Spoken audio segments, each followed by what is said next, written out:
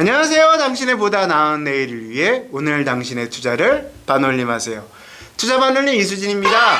자, 박sen 팀장님과 특수경매와 소액으로 연 40% 수익이 가능한 경매 공동투자 얘기를 하고 있는데요. 앞선 영상은 위에 카드를 누르시면 확인 가능할 수 있고요. 앞서 영상에 얘기하던 유치권 얘기부터 계속 이어가 볼까요?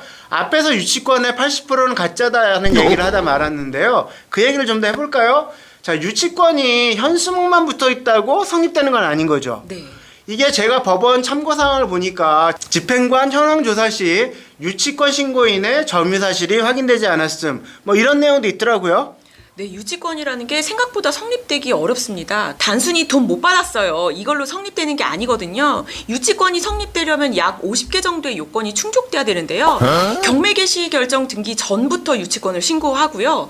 또 점유도 하고 있어야 되고, 채무 이행의 시작 시기와 연장 시점도 따져봐야 되고, 채무와 물건의 결련성도 있어야 됩니다. 결련성이 뭐예요? 결련성이라는 거는 서로 관련 관계가 있어야 된다는 건데요.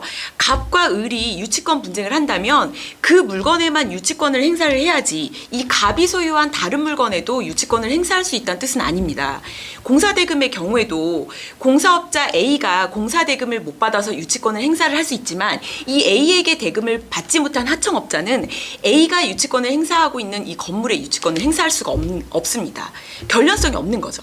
예, 듣고 보니까 유치권이 별거 아닌 것 같이 느껴지기도 하고 해결이 뭐 쉬울 것 같아 보이기도 한데 실제로 그렇지는 않은 거죠? 네, 유치권이 신고제다 보니까 허수가 많다는 거지 해결이 쉽다는 뜻은 아닙니다. 유치권의 80%가 가짜라는 말도 유치권자가 법을 몰라서 유치권을 끝까지 지키지를 못해서 그 허점을 파고들면 80%는 법으로 해결 가능하다고 보는 게 맞는 거지. 가짜 유치권자가 80%라는 건 아닙니다. 무엇보다 유치권은 낙찰자가 입증을 해야 되는데요.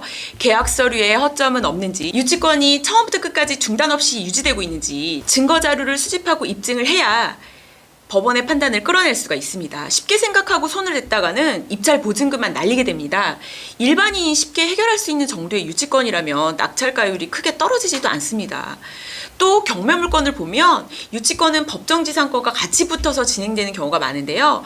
경매의 전문 지식이 부족하다면 앞에 말씀드린 대로 전문 투자 회사의 경매 상품에 공동 투자자로 들어가는 것이 단독으로 입찰하는 것보다 위험 부담도 적고 투자 수익도 더 높을 수 있습니다. 이게 사실 뭐 따져보면 그런 것 같아요. 이게 유치권자도 법을 잘 몰라서 이게 허수가 뭐 생긴다고 하는데 사실 우리도 법 잘 모르잖아요. 네. 그러니까 뭐 간접 투자 상품도 괜찮을 것 같아요.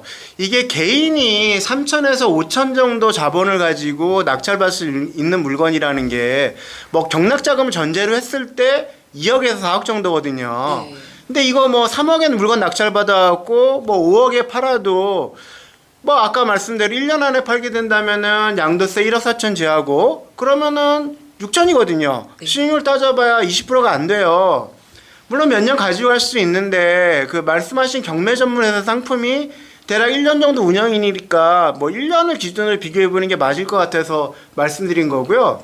경매 투자에서는 3천 정도 소액 투자자 10명 모으면은 이게 20억대나 30억대 물건 낙찰받을 수 있거든요. 네.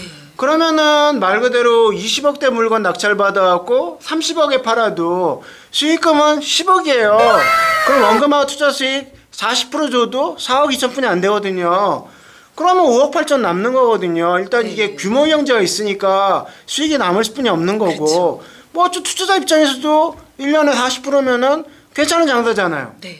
뭐 예를 들어서 하신 말씀이지만 경매 투자회사는 매매 가치가 40억 이상은 돼야 20억 정도의 물건을 낙찰을 받습니다. 오, 그래요?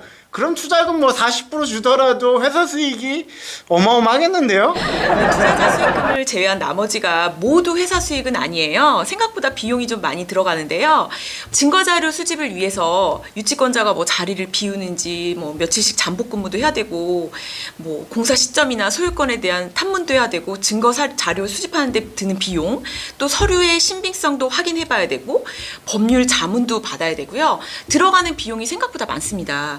그래서 보통 최저가가 20% 선으로 떨어지지 않으면 입찰에 참여하기가 어렵습니다. 하기사 뭐 세상에 쉬운 일이 어디 있겠어요. 근데 최저가가 그만큼 떨어졌다는 거는 그만큼 입증이 쉽지 않다는 얘기잖아요. 입증이 어려우면은 낙찰 받고도 실패할 수 있지 않나요?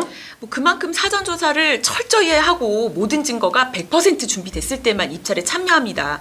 그래서 지금까지 실패 사례는 없습니다. 저는 세상에 100%는 없다고 생각하는 사람이긴 한데요. 네. 뭐 아직까지는 실패 사례 없다는 걸로 받아들인 걸로 하고요. 말씀하시는 회사가 만들어진 지는 얼마나 됐나요? 약 5년이 좀 넘었습니다. 5년 정도를 이것과 같은 투자 시스템을 운영했다면은 적어도 회사 운영은 신뢰할 수 있다고 저는 생각을 해요.